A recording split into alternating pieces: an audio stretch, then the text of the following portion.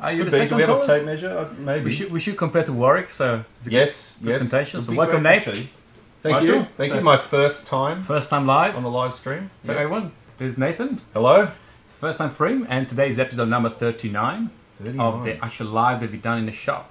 And if we put the one we did from home, we're number 51, so close to 12 months now. Wow. So we're almost at the birthday of Do the we get a lives. cake?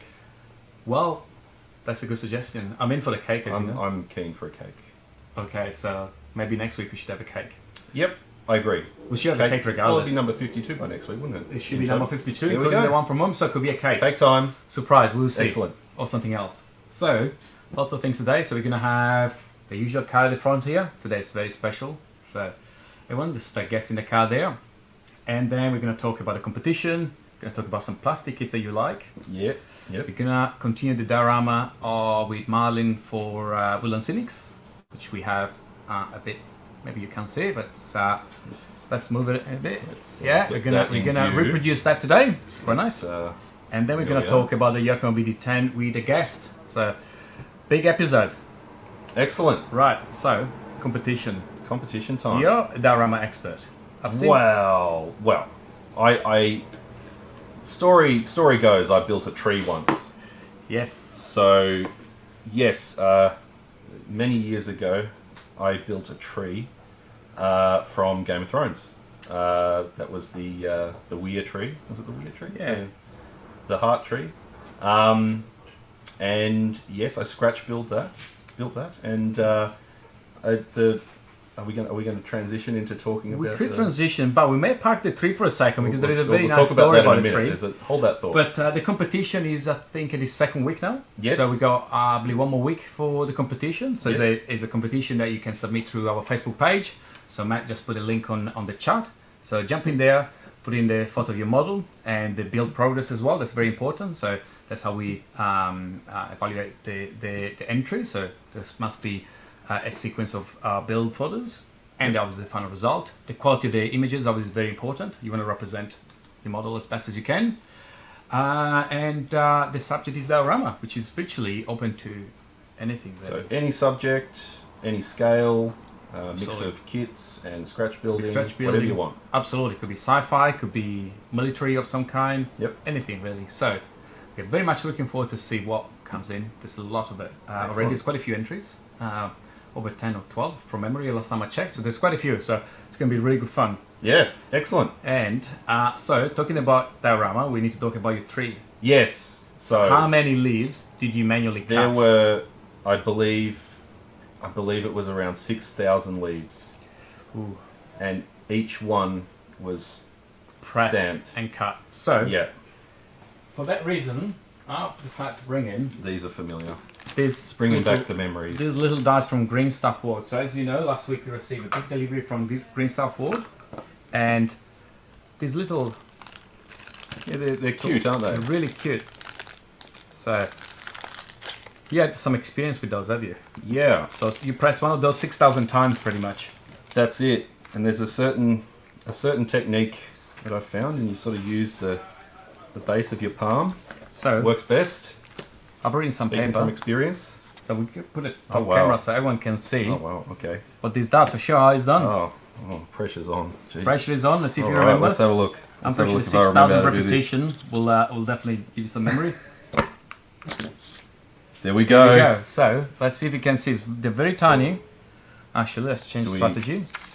I You think do it here and we'll let it we'll fall put on it my hand. there. I need to do it on the table though. No, you're strong. You can do it. All right. Bingo. Ah, Well, we got we one. got one. Okay, let's see if Excellent. you can see it. It's very tiny. Focus. Here we go. There we go. So each die will give you 3 of these leaves.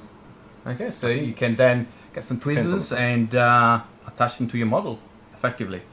Actually, this is quite Exactly. nice to see too. So that's the shape. Let's see if you can get this to focus up here. There we go. So that's how they look like. So they're very detailed actually. They look very realistic. Yeah. And Green Stuff is producing a large number of these little dies with different shapes. Lots of different leaves to choose from. Yes. Excellent. Here we go. That's another one.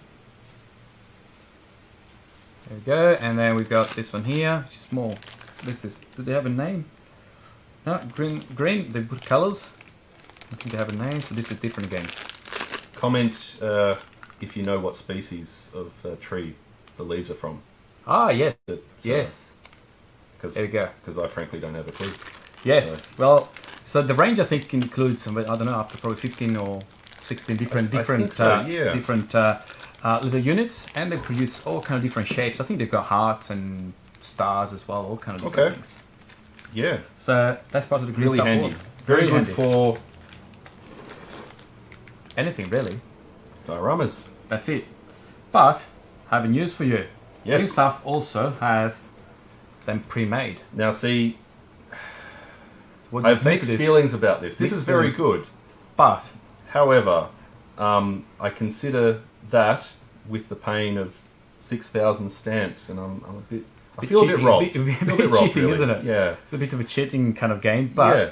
so that you know next time. Next time, next tree, I might just go for the tub of leaves. Yeah, really. so they've got different colours. So I guess you can obtain the same with the paper actually. You can have different colour papers. Yep. You can actually airbrush the paper too if you want to create some shading or whatsoever. So you can Yes. spray the paper and give more depth, and then you use these little stamps so you create some really unique. When I did my leaves, I actually used a wash over wash. the sheet Yeah. before I stamped Perfect. it. Yeah. Brilliant.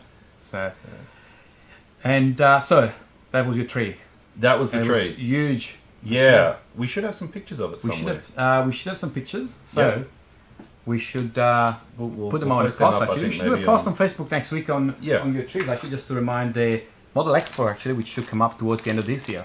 I think it's October, isn't October, it? yeah. So Model Expo, big show coming up later this year. Last year unfortunately was cancelled, and so we're hoping to have it again this year. So lots of people have been working on models. Yeah. Are you? I am. Ooh. I am. Off and on.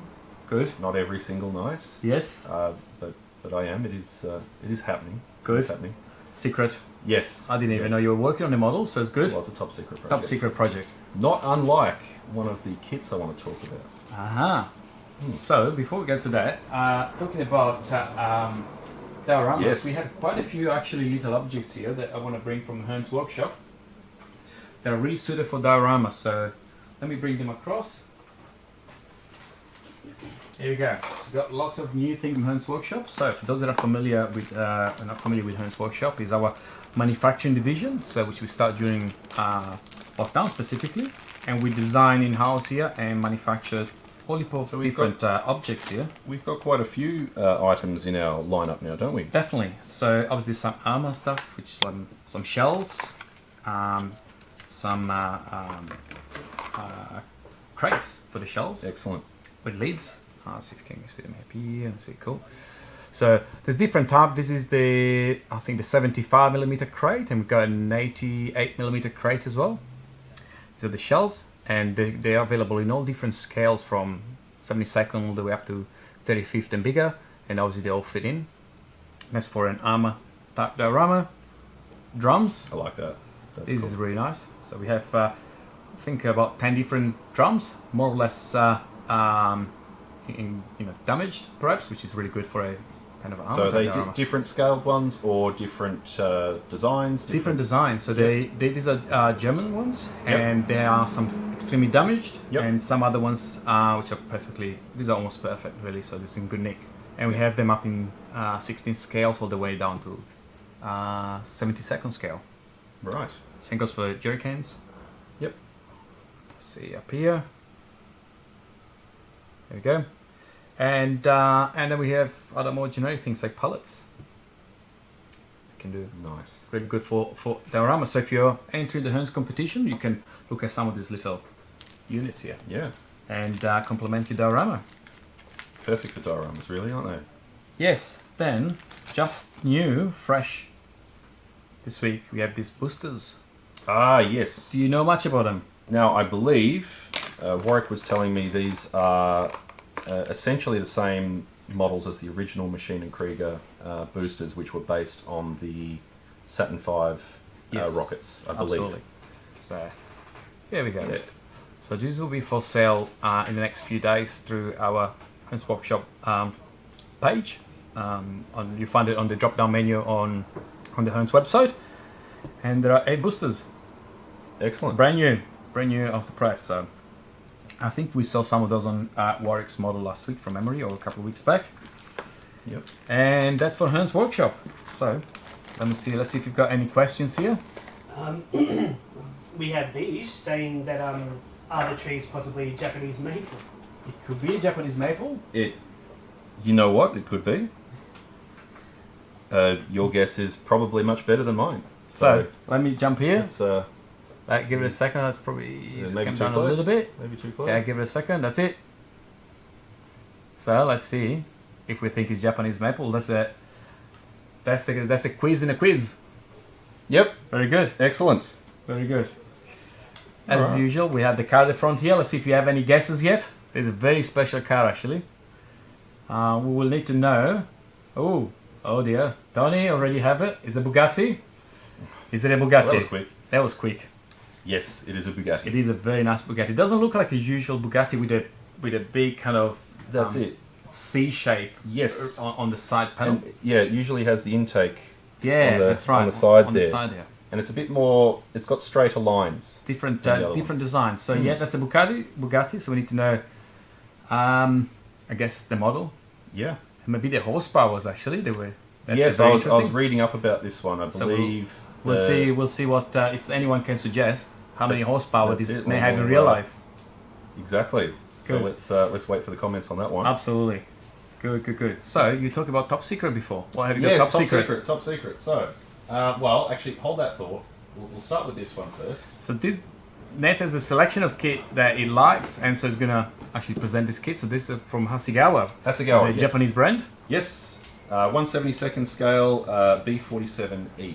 Now, I chose all these kits because I like the subject matter. Yeah.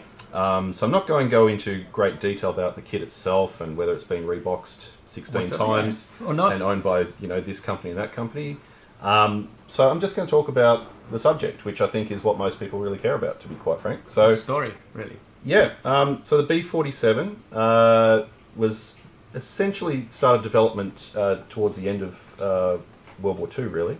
Yeah. And this was their long-range bomber for the US. And yeah, it eventually got replaced by the B-52. Right. And yeah, so this was sort of during the height of the Cold War. And yeah, it was used as their long-range bomber and was designed to carry nuclear bombs as well. It's huge. So, yeah. I mean, just consider this a 72nd scale kit. Yeah. And its box is massive. Yeah, So it's going to be a big kit to build. yeah.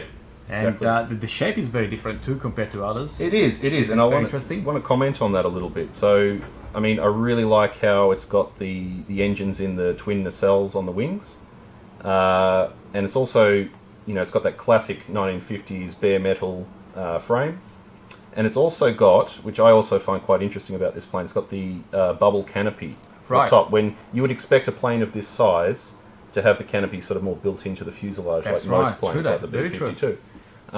And I just find that an interesting design, and I was trying to actually find an explanation as to why they built it like that. Maybe it was still just a throwback from World War II, Yeah. and where most An planes were built evolution, like that. really. Yeah. But I couldn't find a satisfactory answer. But if anyone knows exactly why The reason they did that, please comment. That's very good, actually. Yeah. So, and speaking of the B-52, so I might just pop this one back for a minute. Yes. So now I don't have a B-52 here, but what I have is the SR-71. So Ooh. this is my favourite plane of all time, as I've heard many other people say Yeah. is their favourite plane of all time. So hold that thought about the B-52. But you'll see this model here. This is also a Hasegawa kit, 1/72 scale. But this one features the drone on the top, if Right. people can see. Now, Up here, yeah. the D-21 drone was essentially designed to extend the range of the SR-71, or the A-12, Wow. which is what the SR-71 is Yeah. built from, really. And so that way they could actually get even deeper into enemy territory. And it featured a high-resolution camera, which was designed to be jettisoned into the air, and then the drone would self-destruct. Wow. Yeah. So pretty cool idea, really, except I don't think it really worked very well for them. I think it ultimately failed and they eventually scrapped the program. Right. But the reason I wanted to talk about that and the B-52 was because they actually, I think they had an accident with one of the SR-71s with the drone. And then they tried using the drone on the underside of a B-52 to carry Right. it in. So that was of course, the replacement to the B-47.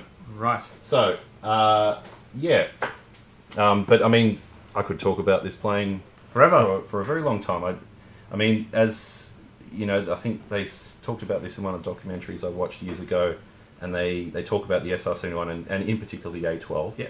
They talk about it as being a plane of all miracles. So everything about the engineering process was brand new, right down to even the fuel that they had to develop was a Right, brand new mix of revolutionary. fuel. Yeah, wow. The engines were brand new and revolutionary. Its speed and altitude records are still Wow. not broken by an air-breathing jet, except for the A-12, which of course It's was coming developed after first. this. Yeah, yeah. So that was developed by the CIA, Yeah. and then the SR-71 came out of that program. Right. Yeah, and it's really interesting too because built obviously during the Cold War, and you know, the enemy being Russia at the time.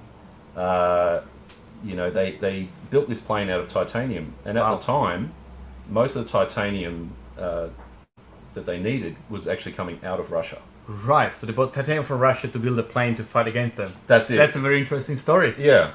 So I just everything about this I find fascinating. So yeah, I thought I would share that one Like many with kits you really. today. Yeah. Yes, when we do build kits, that often enough is to reproduce an historical moment, really, or learn about it. So it's part of the kit building is also the exercise of learning why Exactly. that kit was there and why was perhaps, you know, a version 2, a version 3, or why there was a specific construction, really, which is obviously for a specific reason. Yes. It's quite lots of interesting insight on that. So I think too, it just when you're building a kit or a scratch building or whatever you're doing with your hobby, it's sort of, for me, it's more, you know, what are you passionate about this That's project? You know, and for me, it's the history of, say, this plane that's it. that would drive the passion to build the Build kit a of kit. it. Yeah. You know, some people will just build kits of anything and it doesn't really matter, and that's cool. But for me, there's some connection there, and the history and Absolutely. the info about it is part of the driving force behind why I build. So Definitely. yeah, And I've noticed in the recent review, open boxing we did on YouTube, quite a few people have been commenting and adding details about the actually history side of Yes. these kits, which is very interesting. So that's why we decided to have a discussion today about absolutely. what's actually behind the kit and why we're building it, or why, you know, Yep. we are into these hobbies. Really, to study is an extension of history, really, and Yeah. studying history and so forth. So that's brilliant. Absolutely. Good. So we've got that one. You've got something really special up here still. Oh yes. Brilliant. Yes. Now we've got This is one of the first great planes, really, the Fokker DR1. So otherwise commonly referred to as the Red Baron's Yeah. plane from World War One, the One. triplane. triplane. And I chose this one in particular too, because this is an Artisania kit. Let's see. Do we want to have a look at it from the Yeah. top-down camera? Yeah. Yeah. Yeah, so I am actually currently still working on an Artisania kit Right. from a few years back of a tall ship. Yeah. And so that's why I decided to share this one, because Artisania do make a couple of planes as well. And as you can see, you know, you're basically building the frame rather than just the skin like you That's would right. say with a plastic model kit, generally speaking. But yeah, like you get all these really fine details in the frame and all the ribbing and everything.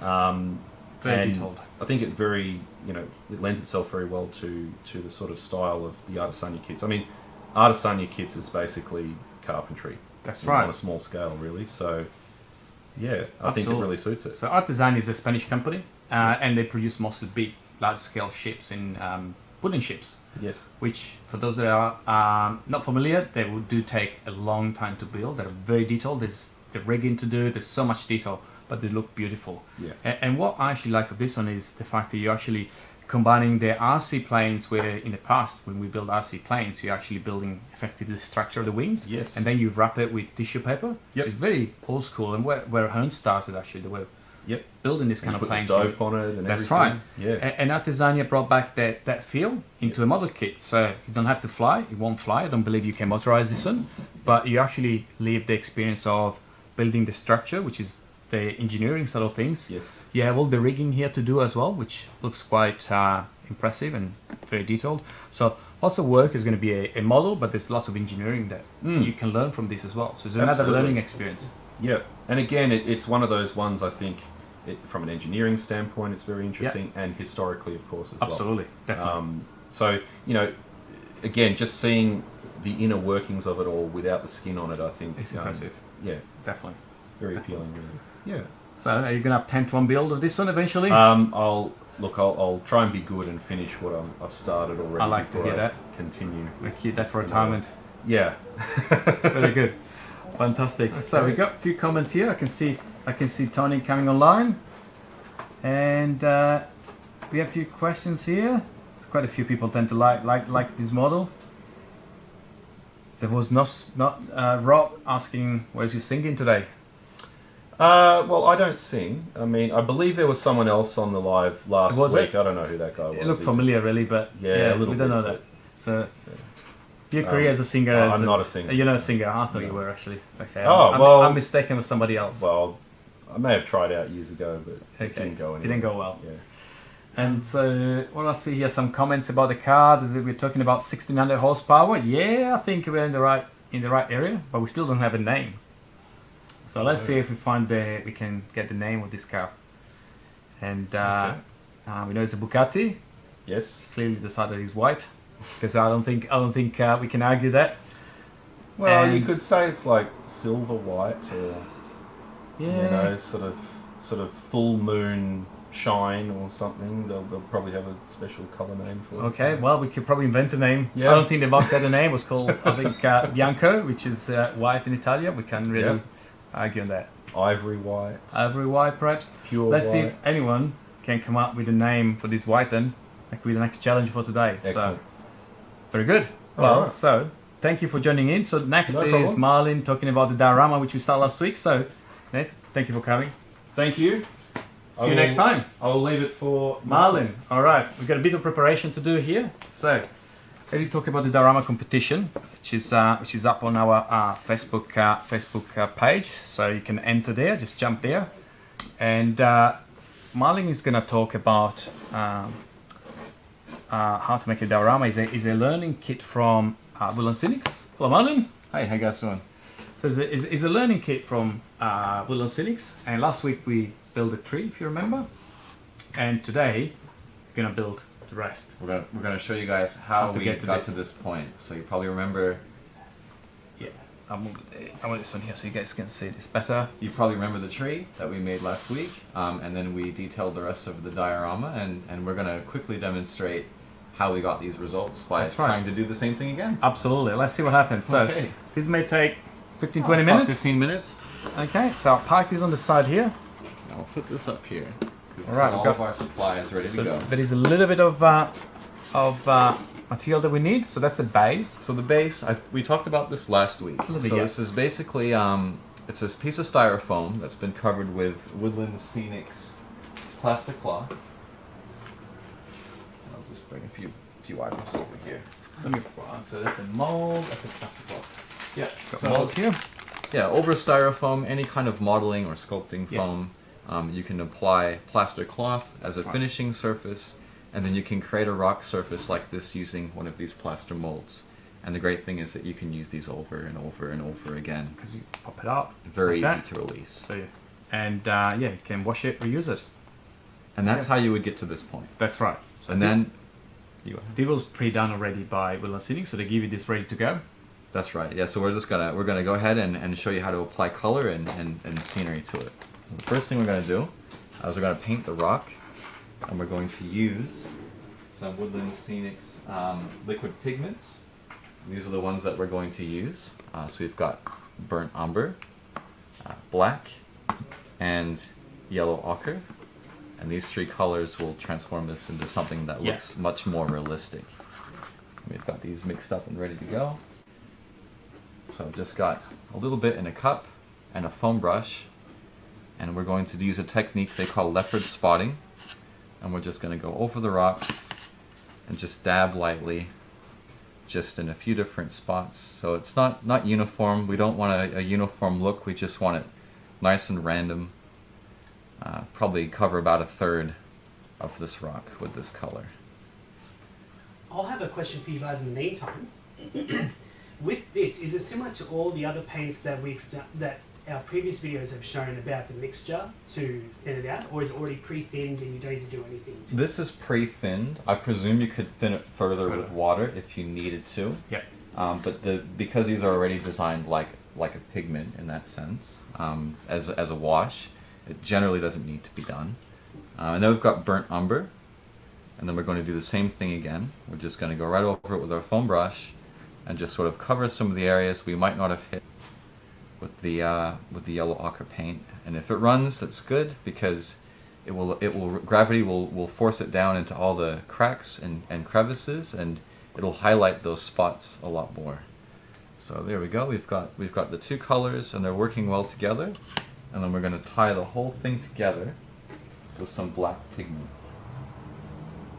So this bottle here, we'll just use this one, and this will work to sort of highlight all of those recessed areas more and tie the colors together. It's very easy to do and very fun. Definitely. That's impressive how it actually comes together really well. So yeah, it just runs right on in there in all the different spots.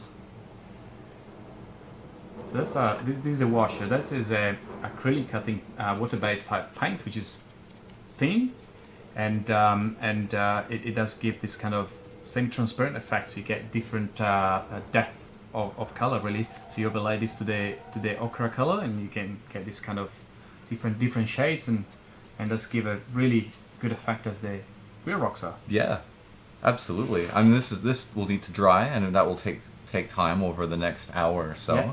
But that's a big improvement Definitely. over bare plaster. Definitely. So now we've done that, we can move on to our earth undercoat. And this is a product that you would use to simulate the surface of the ground. And they also sell a green earth undercoat as well, depending on how lush you want to make your diorama base. We've got some of that mixed up already, and we'll go ahead and give that a go.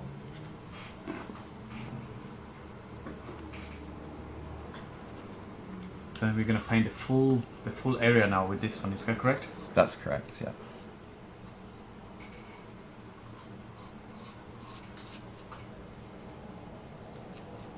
So I guess again you can use different colors even at this point. If you have different type of brims, you can use a similar technique to give a bit more depth if you wish. You need to add a bit more black. Right. So you can get a bit of different colors here. So that's the preparation. As you see, this is a typical kind of operation you do when you do any diorama to prepare your base. So for the competition, as you prepare your base for your diorama, you can use very much the similar technique to create a base for your, perhaps a tank or an aircraft, and that's really what you can do. Just want to get nice even coverage. Definitely. Over the whole thing. Yeah. And the good thing is, even if the paint runs away a little bit, it's fine, because it's a natural kind of scenery that you're recreating. So there's no issue with that, because in nature everything it's random effectively. So sometimes it's not as detailed, doesn't have to be as precise as when you paint perhaps an aircraft. This is definitely a bit more random. Yeah, you get a little bit more room for error, in a sense that you might not have applied something, or it might not have run exactly how you anticipated. But in a way, that randomness, you're right, it does result in a more natural look and feel to it. Another thing is you'll also want to apply like your lighter colors first. Yes. So like black will be something that you'll put on after you've put on your lighter brown shades. And those are colors that you could mix, or you could dilute more with water.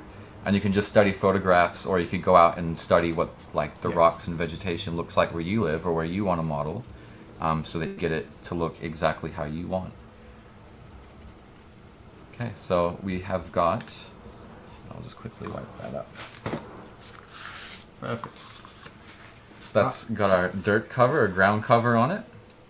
And now it's time to add some vegetation. Right, so time to put the grass actually, the green. That's right. Let me just quickly grab that. I'll ask a question again Yeah. in the meantime for you guys. So Of course. when you are applying the grass after painting, is with this particular selection, do you need to give the paint some time to dry, or is it actually better to do it while it's still a little bit wet Better. to really attach it? Better to do it while it's still a bit wet. Yeah. Because the paint will in a way work almost like an adhesive in some ways. Yeah. But we're actually, speaking of adhesives, we're actually going to be using one now. So we're going to be using Woodland Scenics Scenic Cement. So this is like a PVA style glue that dries matte, and it's already been diluted, so it's quite thin. It's got quite a watery consistency to it, and this is sort of like the main glue that you'll be using for large scenery areas. That's right. And so you say that dries matte and clear, which Yes. is very important because you don't have that yellowish effect of other glues. And the fact that it's thin to the right point, it's really important because you eliminate another problem, which is having hard to go. Because Yes. if it's too thin, nothing will stick and will run away. If it's too thick, it's going to be really hard to get coverage. So we'll make a point of trying to avoid the rock. We've got it in a tiny spray bottle, so you could use any kind of little spray bottle, or Woodland Scenics even makes their own spray bottles that you can buy. And we'll just kind of spritz it everywhere that we're going to put grass, so which is pretty much everywhere except for on the rock. I just want to get a pretty good coverage. Yep. And everything looks nice and wet, and call that good for now. And then for our grass, we're going to be using Woodland Scenics Fine Turf. I'll just find the one with the fine turf. And I've got a bottle of that, a bag of that here. Here we go. So we've got our green grass. Now, Woodland Scenics makes bags of turf in different consistencies, so like fine, medium, and coarse, depending on what you want to do and what scale you're working with. And so we've got it in this little container here with some holes poked in the lid to sort of sprinkle it on the diorama.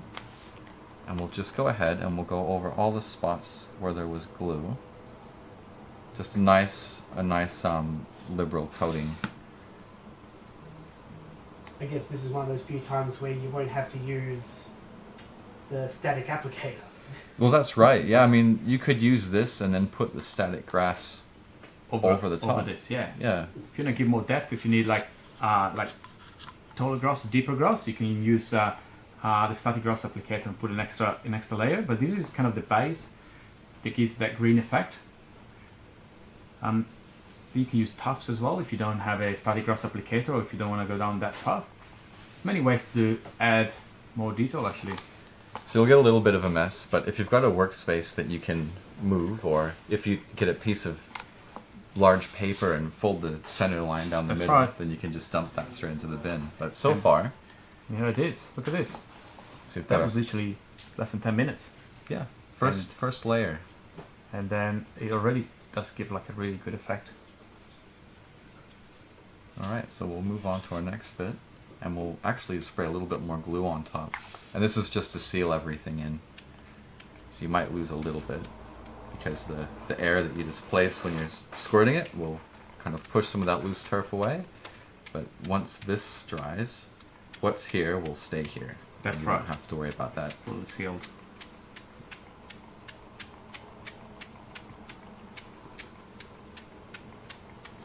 Okay, so we've done that. And now we're going to do some fun parts. You can participate with this too if you'd like, Nick. I can. But we're going to I'm looking forward to this. We're going to do some bushes. Right. So we're gonna use some Woodland Scenic. It's I'll just grab the container. It's actually the same material we used last week for the tree. Is that correct? It's very similar. Very similar. So it's like a similar consistency but smaller, and these are just medium green Yeah. bushes. Bit more dense, effectively. And And, really, is in You see the bushes actually comes in clumps like this, and you can break them up, you can join them together. And so in this case, what we need different glue, do we? We need a different glue. We need something that's tackier. Yes. And we're going to be using what Woodland Scenics just calls scenic glue. That's right. This has we've got a little sample bottle, so we don't have to use the big one. And the idea would be to apply this directly to a bit of bush like that you want to use. There you go. So we've just got just a little clump here that we've randomly picked up, and you just dab it with some glue.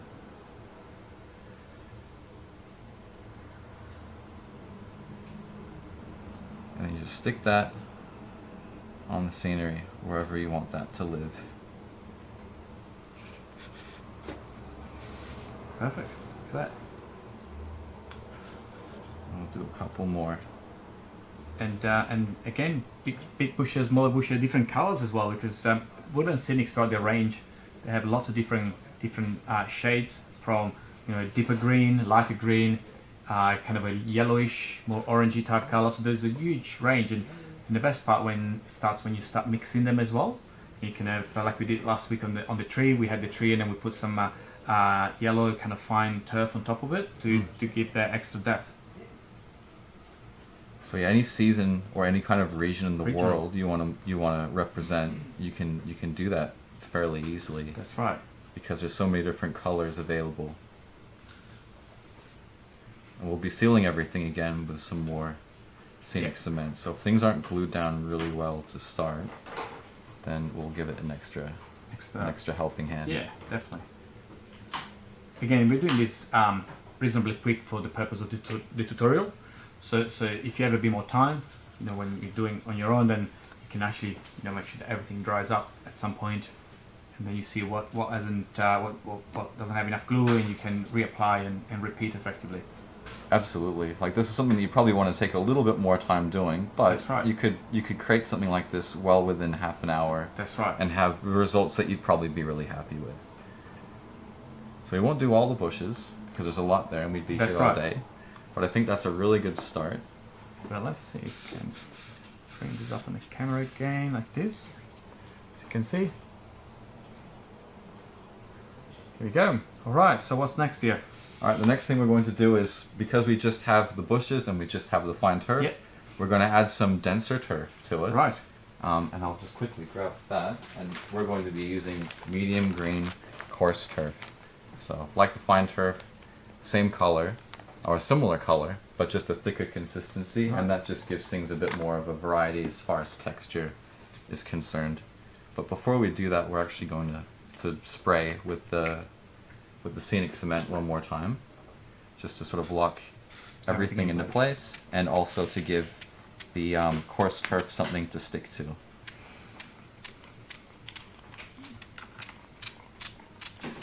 So everything but the rock, unless you want things to stick to the rock. Okay. We'll just sort of break up little bits and just sort of sprinkle it just all over. Sort of let it fall where it wants to fall, if you're happy with that.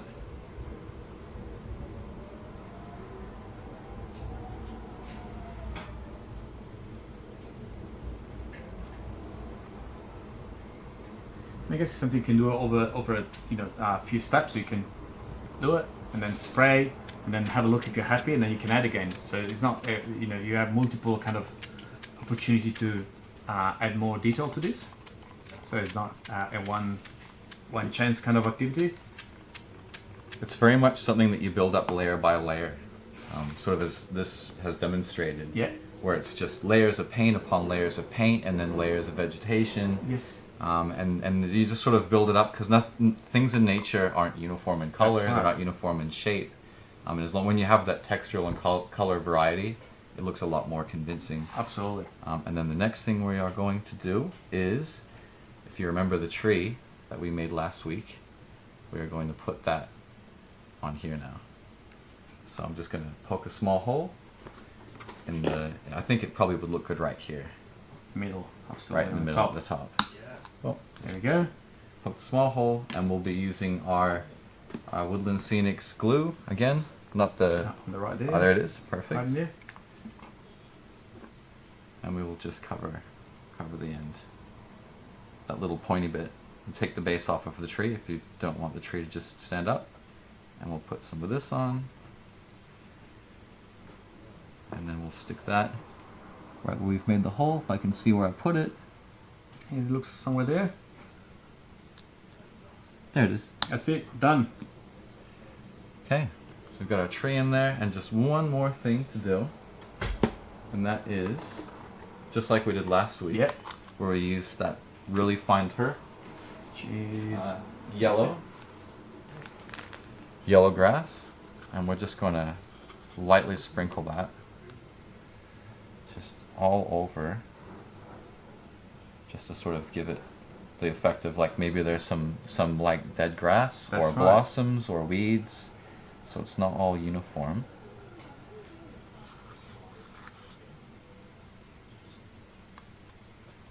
And then one final coat, because I think this Good. is pretty good. That's yeah, right. of scenic cement, and that will effectively lock Seal everything everything up. we've done in place. And I guess at this point you let it dry overnight. Yep. And if you want, the next day you can apply glue again and just add more details.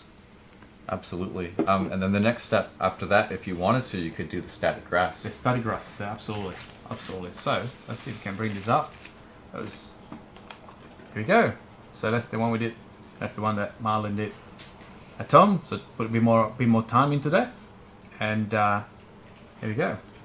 Yeah, that just demonstrates how quickly you can build something that looks quite realistic, using simple materials that are very That's right. user-friendly, because Woodland Scenics essentially makes a solution to every kind of Definitely. scenery modeling issue you could run across. Absolutely.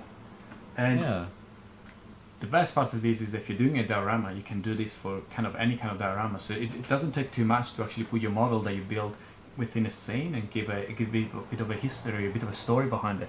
And as you say, it's a matter of 50 minutes. You can do, we put grass here. You can do dirt with the same kind of tools. Instead of using the grass, use the fine, some fine kind of gravel or sand, and you can achieve a similar result, or kind of a dusty environment. So. Brilliant. well, that's right. Right. They've got rocks and talus and things. If you want to make deserts, or if you That's want to right. make snowy environments, The or, snow as well, yeah. or like Europe in autumn, or with lots of orange Absolutely. and yellow. Everything's doable. Definitely. So, we have a question for you, Marlin. Sure. Where are you from? I'm from Perth originally. I sort of grew up there until I was about 2. Yeah. And then my parents moved to the US, and I spent time in Utah, Colorado, Idaho, and Hawaii. Wow. And I moved to Melbourne in 2012. Here we where go. I've been ever since. It's a bit Yeah. bit around the world. Great. We have a question here. I don't think I can actually respond to the question. I'll let someone else to do it. Mart is asking how to need some advice on painting the flight deck of his 350 scale USS Nimitz. So I'll have either BJ or Warwick to respond to you. Maybe even via message. If you send a message on Facebook, we could probably address it. I'm not the best person for that, but I'm sure someone will address this even probably next week. I believe we also have some YouTube videos online on how to do some painting tutorials. Yeah, there'll be some for the tutorials, but that will be quite specific to that model. So we'll have someone to give an answer to that. So great. So Awesome. thank you, Marlin. That's brilliant. I will leave this with you. Yeah, you're gonna leave the mess as well. Oh no, I'll take the mess with me. Oh, cool. You You're can gonna have leave that, Cool. but I'll So- take the mess. Next one is we're going to talk about RC cars, and we're going to talk about the YOKOMO BD10. We have a guest here, so let's clean up here, and we'll get the BD10 to walk in a second. Let's put this stuff here. Thank you, Nick. Thank Thanks, you, guys. Marlin. Have a So great week. let's pop this back here. So I think there were some comments on the color of this car, but I don't think we actually nailed the name yet. Someone was saying Sognare White, which is quite interesting, which is a dream white. I guess it's a dream to have this car. BJ suggested Fuji White, which is possible too, but what is the name of the car? So here we go. We got the BD10s coming in. Hello. Here we go. How are we today? We got Paul with us today. Come through here, and we got some I'm a bit of a regular now, aren't I? You have been a Hey, regular? hello, hello, and hello. How are we today? Going good? Fantastic. I think we my presented. Bugatti. Yeah, we still don't know what model that is, so we know it's a fast Bugatti. one. It's definitely Looks fast nice. one. Cool. Is it white? We kind of agreeing on the white. There's different shade of Definitely white. white. Definitely white. We don't know the name, and we know that it does have about 1600 horsepower. Oh wow. I was just reading before that apparently it does have between 1500 and 2000. So there's different configuration that actually available, and you can have Really? either 1500 horsepower or up to 2000. And this Where one's do you probably drive that? Where do you drive that? Well, this one's 2,000 probably very horsepower. unique. Is it this one? I've got a feeling this one's very unique. that is a very special. But I Yeah. guess 1000 horsepower on that is pretty much the same as Ah, on this one. If nice you multiply the segue. 10 scale, That's 10 right. scale speed, maybe. 10 scale Might be speed, getting perhaps. close. Maybe Perhaps. more with a modified motor, but definitely. getting close. So we've got Paul here. He's one of our Hearns racing drivers. He's very, very good to us on representing our products and tearing around the racetracks. So last week we touched on the new BD10 LCR with the rear tow control system. Definitely. And Paul's got one from us and built it up and That's right. brought it in to talk about it. Super So- quick. Super quick. Yeah, fantastic. Thanks for having me on the show, first of all. Really appreciate Absolutely. it. Thank you for coming. Yeah, Absolutely. awesome. I think you're probably definitely the first person in Australia with one of those. Because I arrived, I saw Brad open the box, so I just might be. Who knows? yes. So picked it up the same day and built it by the next morning, pretty much. I got a little trouble with the wife, so I had to give it a day. But Right. you know, the next day after, I sat down and got to the build, and Brilliant. yeah, it was actually a really fantastic build coming from the BD10 to the Yeah. the new car. Really nice, actually. Yeah. Very easy build. The manual is in Japanese, so anyone that gets the new car, make sure you download the manual. You can get it for free online. Or study In Japanese. English. Yeah, in English, so easy fix on that front. But yeah, really, really nice build. Came together well. Brilliant. So we have the BD10, which is the previous car from last Yep. year, and this is the BD10 LCR. So let's pop the top Yeah. camera so we can actually put them side by side. Yeah. So talk us through some of the changes, Paul, of what you felt were different or the main things, because obviously you've owned both cars and raced both of them. Yeah, yeah, So definitely. how did this one come together and how was it, what was you think the main points are? So with the new car, if we take a look at it, really the main difference when you first take a glance, the shock towers. So the front and rear shock towers have actually significantly lowered to aid in high-speed stability and traction, which is a really nice feature. A few other things that really stand out are the upper bulkheads. So if you take a look at the upper bulkheads, they've been they kind of shaved off a little bit of material. So you can put them side by side. Yeah. So we have a two-link position on the new car now, compared to the older one. Let's see. The shock tower, I don't know whether you guys can see, but there's a substantial difference in the actual shock tower. We're talking about a couple of millimeters, I guess. Yeah, it's actually quite a few mils. So it really should help with, like I said, the high-speed stability and also the traction. So the car shouldn't be as kind of squirrely when Yeah. you're coming out of the corners and going really quick. Fantastic. Another really nice feature, I was actually talking to Brad about this earlier today, is the suspension package. Yeah. So even though we're running the same springs as the previous car, we have new diaphragms and O-rings on the front and rear, which really just make the suspension super soft and supple. It's buttery smooth, isn't it? Yeah, so I mean, I guess hoping moving forward, you shouldn't have to do as many Maintenance. rebuilds Yeah. and maintenance on the car. It should be a little bit more predictable. Hmm. So These cars are really, really delicate to the degree. They've got so much fine tuning that Yeah. the stiffness of an O-ring makes a difference. And you Absolutely. feel the difference in the performance. Obviously. Yeah. and yeah, most people don't realize just simply changing the camber half a degree or even a degree can really change the characteristics and the handling of the vehicle. Definitely. So yeah, we have that, and probably another standout feature that most people have noticed is the rear shock tower, the rear body post on the shock tower now. So we can actually mount the body more flat, so you're not going to have it kind of oscillating or bouncing up and down. And this is, you still have the option, of course, to run the standard shock tower with the body mounted posts vertically or horizontally as well on the vehicle. I guess the challenge here will be actually positioning the body in the car. That would Yeah. be a new learning curve for all of us. Yeah. Mounting bodies on Yeah. racing cars is always a challenge. Yeah, Because- and the horizontal holes definitely make it a little bit harder. I've had a little bit of experience in the past with it, Mhm. yeah. and yeah, it's definitely a more of a pain to mount it with the Right. horizontal body posts. So I really do like the Aeromax body mounting Yes. magnets. So if you have a chance, pick up those because they really do help out in terms of aligning the body and mounting the body. Yeah, A little bit more tricky on the rear end.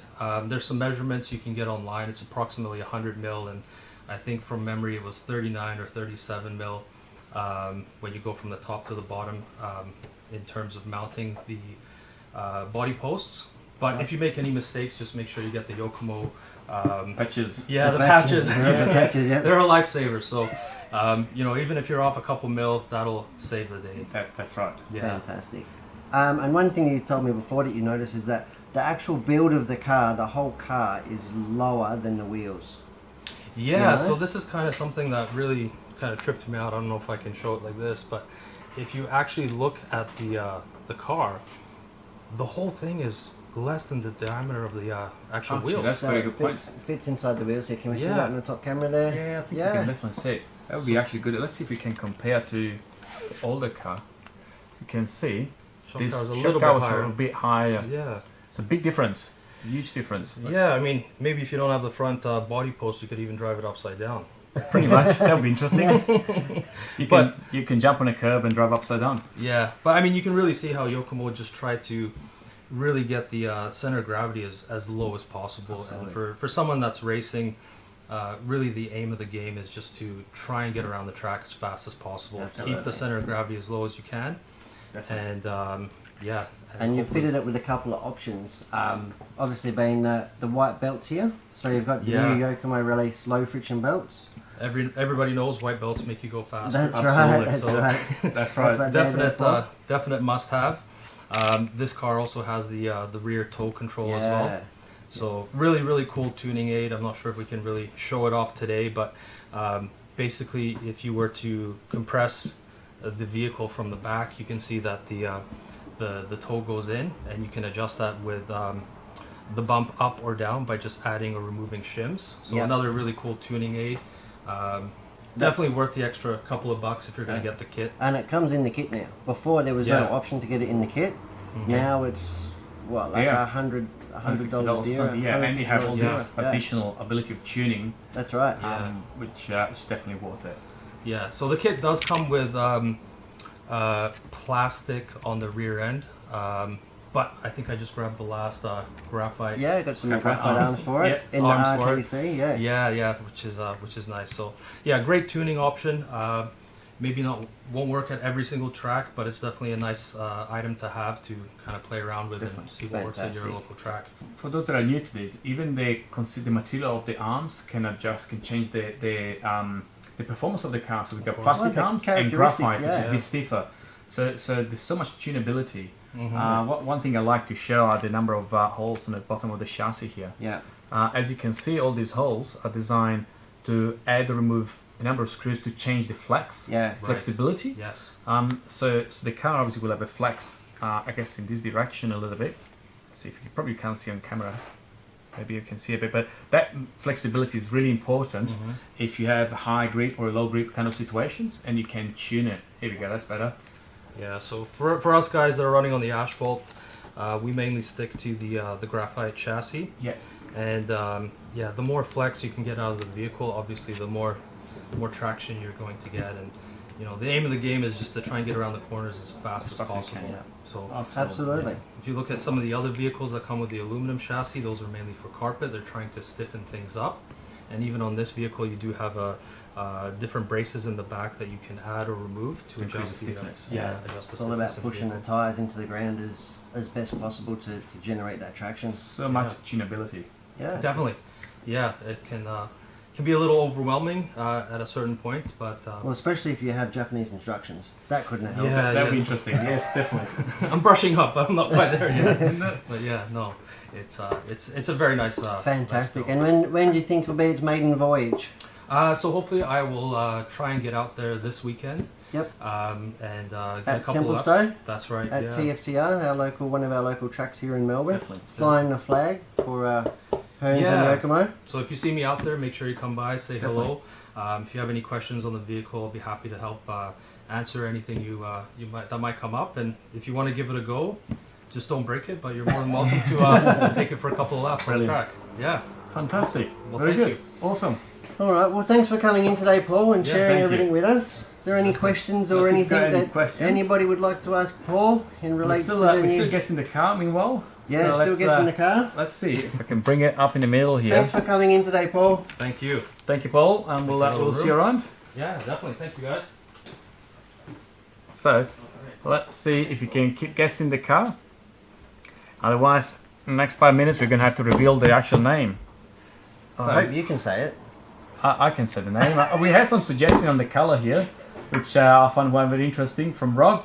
He said Tropocaro. Tropocaro in Italian means very expensive. Very expensive. So very is it? expensive white, Well- which is probably true. It definitely would be. Wouldn't be a cheap car to repaint, would Definitely not. So, it? Have are we you- got anything to add to this? do we? I don't know that we do. Like we've pretty I much think we covered actually it. touched We on covered a everything. little bit of unboxing last Definitely. week. We've covered some of the main differences between the older car and the brand new LCR. So Yep. top of the range kit with the RTC. Yeah, it's really good, and The- I'm looking forward to getting it out. The old car was very competitive already, so Very this one will be a competitive. massive upgrade. But still, if you have the BD10, you can upgrade. And Yeah. there's a few things you can do. You don't have to do all these changes. The shock towers are probably one of the most important one. The shock towers and perhaps the Yeah. diaphragms and the O-rings. Yeah, and the bulkheads potentially. And the bulkhead. So there's a couple of things you can do. You don't have to do them all. You can do them No. slowly. You can do them slowly. You can That's upgrade right. your car. It's not a fundamental change. Absolutely. It's So more like an a evolution refinement. model, isn't it? That's right. So It's absolutely. like a So BD 10.2. Hence That's- probably why they've kept the name. Absolutely. And so haven't gone to a BD 11, if you will. absolutely. So very good. So what else do Fantastic. we have today? You received some Arax stuff. Is that I the have case? received Aramex stuff. And Have you lost it? I've lost it. Well, so while you look for it, we can probably. You have a quick look. You look for the car. I'm going to bring this back on the table here. So, last week Brett and Richard actually raced this car at the MCC. So we had the MCC Cup, which was a 1.8 off-road event. So in 1.8 you race the buggies, which can be electric, nitro, and also the truggy, which are slightly bigger. Here we go, and Brett meanwhile found the parts. I So found some parts. We can talk we about said that in we a minute. raced this car last weekend. It was Richard raced it really for good us, event. didn't he, at the EMCC Cup, the EMCC Hearns Hobbies Cup, 2021 Cup, and it was fantastic. It was my first 8-scale off-road event, as was Richard's. And this is the car that we've shown a little bit on Facebook on the Hearns Racing page. And yeah, the practice day and the build and the painting and it all came together really nicely. And, He did us really proud. Yeah, and the car was fantastic. It's and here phenomenal. there is another one in build already. It Yeah, didn't there's take too long It for you didn't to get take one. too It's long, no. Unfortunately, the weekend at the track and been an expensive really weekend for you. enjoy it. A really expensive weekend. There was a big buggy-shaped hole in my heart when I left the track. So We I had sort to of fix that. we're sort of about fixing that, and yeah, so it's something that I'm going to pursue. It was really good. It was even for a big event. It was quite relaxed. It was a Yeah. real like community. People were helping people. People were lending spare parts. People were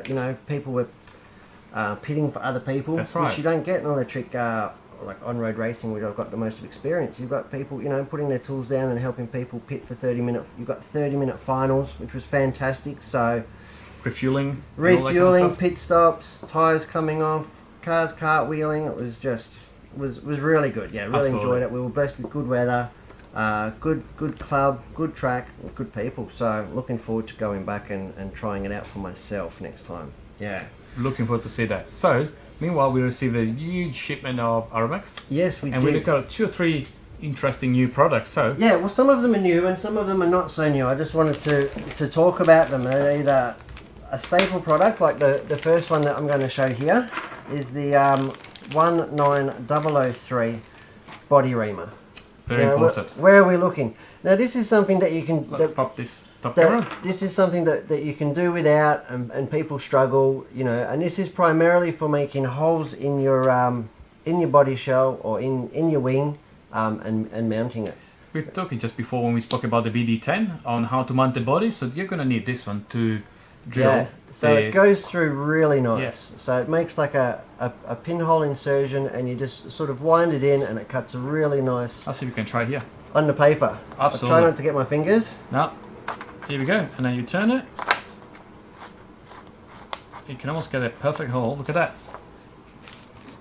So, and it's really good. It's purpose built. Obviously, people like I said, they do without them, and they shortchange. And then as soon as you buy one, it's the sort of thing that you probably only buy once. It's not something that you wear out. That's right. But you just, I love it. You know, It's a must-have something you tool. to- It it saves a lot really of is a time. must-have tool. Absolutely. It saves a lot of time. It makes everything very neat. Yeah, it's a really good addition.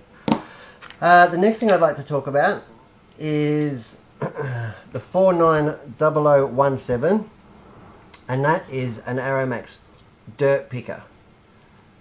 Now, for anybody like me who's just started racing or potentially about to start racing off-road, you will know that you get dirt in all your screws, and you're trying to take something apart, and the last thing you want to do is get your nice new Allen key hex wrench and just jam it in there, because it just wrecks your tools, it wrecks That's the right. screws.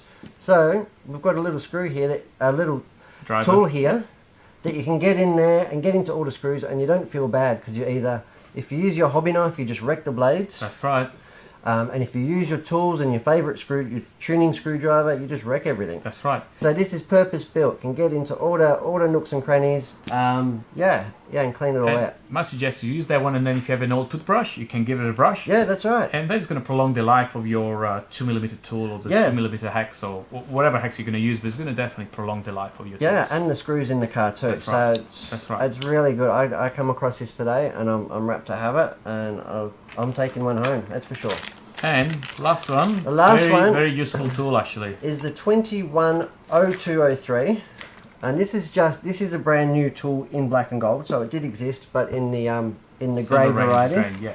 Now this is a bearing. They describe it as a bearing meter. It's a tapered stepped tool. Can I get it right up there close? Come back a little bit. Come back a little bit. Yeah, that's it. So it's got 1mm increment taper stools. Now what this is for putting your ball bearings on there, Yeah. and cleaning them and That's re-oiling them. Because anybody will know the ball bearings in our cars are very small and finicky, and they do need good servicing. So what you would do, you'd pop it out of the car, you'd put it onto the right step for it, you'd sort of spin it over with your thumb and put your degreaser, whether it's brake clean WD-40 in there, get out all the dirt and gunk, That's right. and then you would re-oil it with the oil that comes in the kit here, Absolutely. which is a high-speed bearing oil. So then you could re-oil it, put it all back through, pop it off, pop it on a rag, and then do the next one. And Off you that's go. how you keep your car, tip top, Very and well. your bearings really nice and efficient. So when this you're looking is at the YOKOMO BD10, for example, it's very, all this fine tuning. You also Yeah. need to make sure that all your bearings and all Yeah. the, 100%. different components are perfectly in good condition. yeah. really. Well, you don't want to have reliability issues. That's if right. if you break a wheel bearing or something like that, your whole wheel will be flopping around and won't let you finish Absolutely. the race. Or you can be as bad as a seized bearing in your That's right. transmission or on your belt guide or something like that. So they're two extremes that will stop you from racing or end your race. And in between, if it's just a bit dry and rumbly, then you're also creating excess friction. That's so you're right. robbing yourself of That's speed right. and power. So keeping your car tip top. So there's a couple of tools So that many I've come tools. across today from Aromax that I'm impressed with, and if you didn't already know about, they're worth having a look into, because they Definitely. can make your life easy. Brilliant. So we're almost at the end. We're over an hour again, and I guess Again? it's time to reveal. We got someone. Rob got it. So this is 110. So it's 110. So it's Bugatti. Which is a obviously I nod to the head to the first one, yeah. Yes. The EB 110, which That's was their right. first model, their supercar in the modern era. That's Obviously, right. Bugatti made cars back in the 1900s, didn't they? That's right. It was 1906. Yes. I think from Yeah, memory. it's a French company, weren't they? Yeah, it was an Italian designer, and Yeah. the company was French. Yep. And they had that traditional look of having that big kind of C shape Yeah, on the C shape. side. I think this is one of the first ones. And that they doesn't had a have that very anymore. distinctive grill too, which they seem to have gone Which away it with. still a little. does, eh? It It used still to be does. huge. Yeah, it used to be huge on the Veyron and the Chiron. That's right, and then it's getting smaller and smaller, I guess for aerodynamic purposes, obviously. Once you start having 1500 or 2000 horsepower, I think aerodynamics is definitely Plays a huge part in the picture. doesn't it? definitely a concern, really. Well, that's okay. You can get your fingerprints over that one. I've got a feeling you're taking that one home. Yes, we have two in stock, not for for a reason. That is- It's that part of my private collection. That But, is fantastic. What a beautiful way. So this is 1/18 scale Yeah. resin, which means resin. This is a resin model, so very detailed. Wow. You have all the interior details, and that's made by a company called Elmar Collections, and they are made in Italy, and this is actually made in Italy. So this is hand built Yeah. in Italy. So it's one of the very few company left manufacturing this by hand in, I was going to say in that, Italy. that would definitely be handmade, and the camera won't do it justice. No, but the probably paint not. work is just It's perfect. perfect. Like it's you know, just like a mirror finish, isn't it? You can see the It's- engine details in there. I really like the rear side of things. You've got all the carbon inserts, all the grills. Really nice. The wing is carbon fiber. Yeah, yeah. That is a really cool feature. Like it's There we go. So really nice looking car. well. So we just until you received. can save up and buy the real one, that should tie you over. I think so. I think we'll be a couple of years, maybe a bit longer. We don't know. Let me check the value of this one online tonight. Fantastic. Fantastic, everyone. So thank you everyone for joining us. Let's see if you have any questions. Actually, Shannon is asking, do you guys make custom bodies for customers? We actually don't. There's a couple of really good painters which Yeah. we can refer you to. Yeah, we can refer you to. So drop us a message and we can point you to Yeah. a couple of our... Yeah, I'm way friends. too rough to take anybody's money off them for painting a body. Yes, indeed. You know. Yes. Yeah, no, it's not something. It's something that you do for love, not for That's money. right. So I'm there's afraid. some good painters out there. There's You know, some really good painters out there, so we'd be happy to, definitely refer definitely. you Just drop on. us a message and we'll put you in contact with a few of them. And, Absolutely. absolutely, and go from there, really. So, everyone, have a good weekend. Thank you for joining us. Thank you for joining us. As usual, follow us on the social media. We've got videos coming out every day, so jump on YouTube, subscribe, leave us some comments so we know what to make next. Yeah, only And- good ones. Absolutely not bad comments. Good and bad are welcome. We'll take criticism and Yeah. we'll improve from there. So any comments, any suggestion on what to do next? Yeah. Will be Drop us a line. Let us know. Absolutely. If you see us out and about, say g'day. Importantly, yes, absolutely. So we'll be racing actually in a couple of weeks at the Killer Invitational, which is a Yeah. 1/10 scale event up at Killer for one smaller buggies. Yep. And then we up in I think on the 27, 28th 28th that weekend, of last March. weekend in Of March. March. So Yep. it'll be very big event up at Killer Park. So jump online or just pop at the truck and will be a very good event. So have a good weekend, everyone. Fantastic. Thank Thanks, you for guys. watching. See Stay you. safe. Bye bye.